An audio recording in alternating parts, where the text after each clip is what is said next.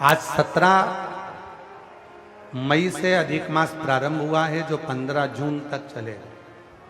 इस 15 जून तक के अधिक मास में 5 चीजें अपने अंदर धारण करना है। पहले नंबर का, शिव जी को 1 लोटा जल सुबह से लेकर शाम तक के बीच में कभी भी चढ़ाना जरूर है। दूसरा,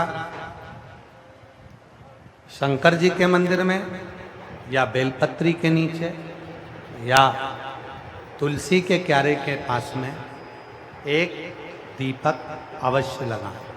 चाहे सुबह लगाएं चाहे शाम को लगाएं, तुम्हारी मर्जी पड़े तब।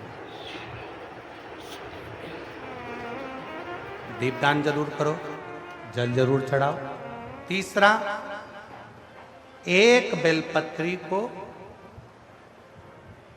रख लें और उसी बेलपत्र को पहले दिन से लेकर 17 मई से लेकर अधिक मास के पहले दिन से लेकर अधिक मास के आखिरी दिन तक 15 जून तक एक ही बेलपत्र को एक कागज में या किताब में उसको रख लें। उसको रोज शिव जी को समर्पित करें। श्री शिवाय नमस्तुभ्यम बोलकर अपनी कामना करें। वापिस उठाकर उसको अपने किताब में रख लें। फिर कल वापिस समर्पित करें, फिर वापिस रख लें, फिर वापिस समर्पित करें। 1 महीना अधिक मास का, पुरुषोत्तम मास का यदि एक ही बेलपत्र को सर्वत्र चढ़ाया जाए, उसी बेलपत्र को बारंबार समर्पित करा जाए और उस बेलपत्र को अधिक मास पूर्ण होने के बाद फिर उसको जो आप मालपुआ दान करते हैं उस मालपुए के साथ अगर दान कर दें तो जिंदगी में कभी किसी के दरवाजे पर हाथ नहीं फैलाना पड़ेगा। भगवान इतनी बरकत आपको प्रदान करे, इतनी बरकत दे। एक बेलपत्र, वही बेलपत्र पहले दिन से चालू होती है। किसी भी शिवलिंग पर, चाहे पार्थिव पर चढ़ा लो, आप चाहें तो अपने, हम गुरुजी हम वहां पर नहीं है, हम कथा में रहते हैं, हम कथा सुनने जाते हैं, तो हम कहाँ चढ़ाएं? एक कंकर उठाओ, पार्थिव पे चढ़ाओ। पेड़ के नीचे पार्थिव बनाया, उसी पे चढ़ा के रख ली। फिर उसी को बेलपत्र को, उसी बेलपत्र को बारंबार पूरे अधिक मास के महीने में 1 महीने तक उसी बेलपत्र को चढ़ाना है, उसी को रखना है। फिर आखिरी दिन जो अधिक मास पूर्ण होगा उस दिन उस बेलपत्र को मालपुए पे रखकर शिव जी को चढ़ाकर लेके आना पहले, फिर मालपुए पे रखना और उसको रखकर फिर भगवान उस मालपुए को तुम दान। मालपुआ दान नहीं कर सकते तो तुम बतासे दान कर दो, पर मीठे के साथ उस बेलपत्र को दान किया जाए। बतासा है, मिठाई है, कोई 33 कोई भी सामग्री 33 जो मीठी हो वो रखकर आप दे सकते।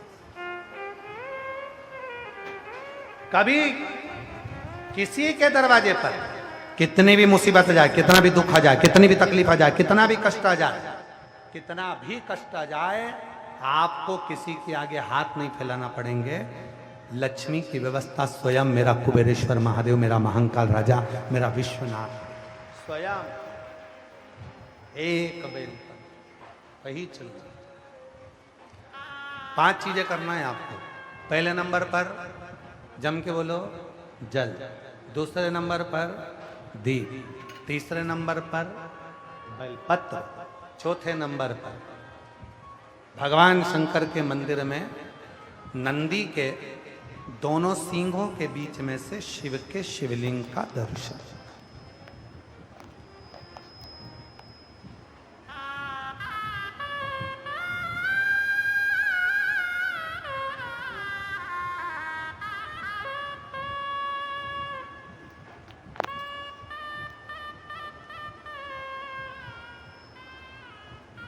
नंदी के जो सींग है उन सींग के मध्य में से भगवान शंकर का दर्शन।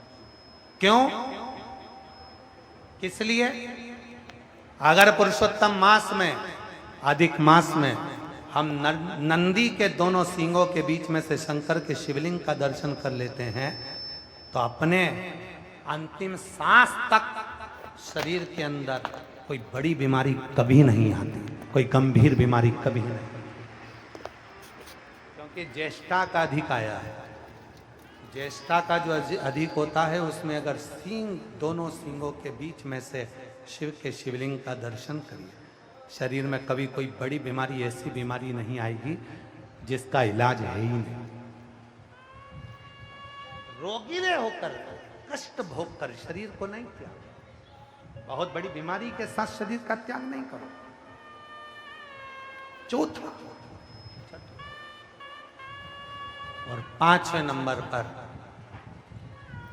भगवान शिव के मंदिर में, भगवान शंकर के मंदिर में या शिव कथा में या जहाँ हो वहाँ प्रदोष काल में, प्रदोष का समय, सूर्य डूबने का समय जब हो उस समय पर 5 बार 7 बार या तो पंचाक्षर मंत्र नमः शिवाय या षडाक्षर मंत्र ओम नमः शिवाय या श्री शिवाय नमस्तुभ्यम का जप।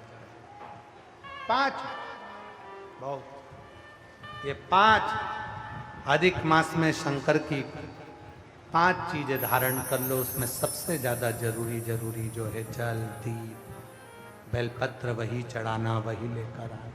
कभी कभी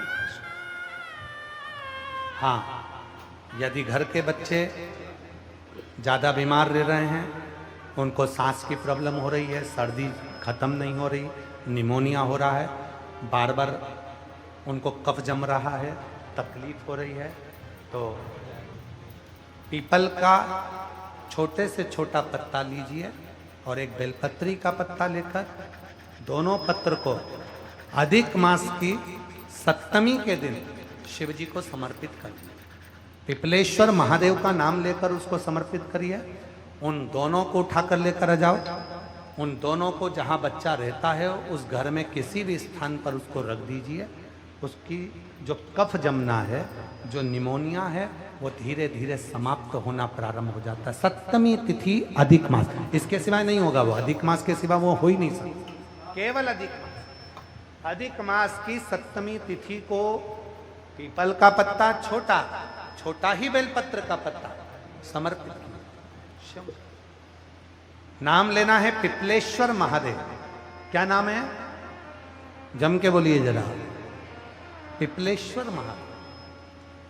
हमने पहले भी कथा में कहा, एक है कुंदकेश्वर महादेव, जो दवाई नहीं लगती, कुंदकेश्वर का नाम का स्मरण कर। कफ, शरीर में निमोनिया, सर्दी, इसको समाप्त करने के लिए पिपलेश्वर।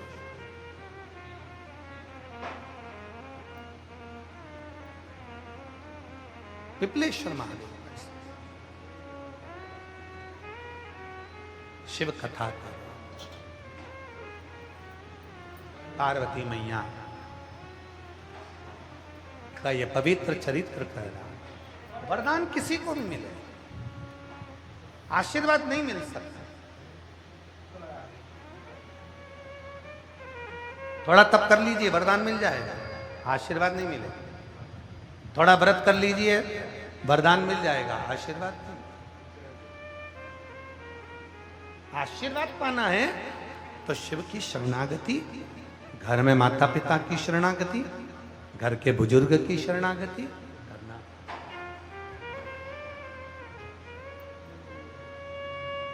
और शंभु शरणे मांगू घड़ी दुख काटो, दया कर दर्शन आपो। शंभु शरणे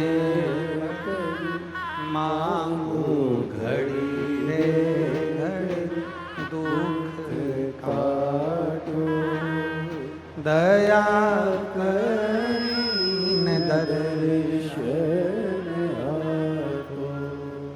शिव को पुकारो, भगवान को पुकारो। कथा में कहा, बच्चा रोता है, माँ दौड़ कर आती है। जब हम और आप शिव महापुराण की कथा में भगवान को पुकारते हैं तो भगवान भी दौड़ कर आते हैं।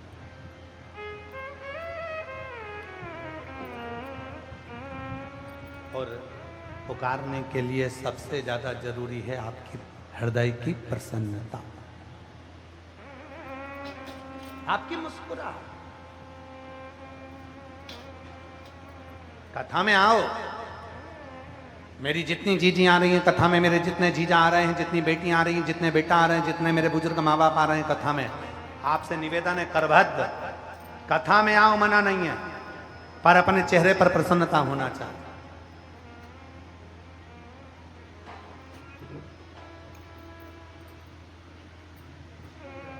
कथा में आना ये सोचकर मत आना कि मेरे को आगे बैठने को मिलेगा। कथा में आना तो ये सोचकर मत आना कि मैं आगे बैठूंगा, मेरी उससे पहचान, मेरी उससे पहचान, मेरी उससे पहचान, मेरी उससे पहचान। ना ना ना, शिव के होकर आओ कि मेरा बाबा मुझे जहां बिठाएगा वहां बैठूंगी, और मेरा बाबा जो मेरी झोली में डाल देगा मैं उसको लेकर चली जाऊंगी। बस तो कथा।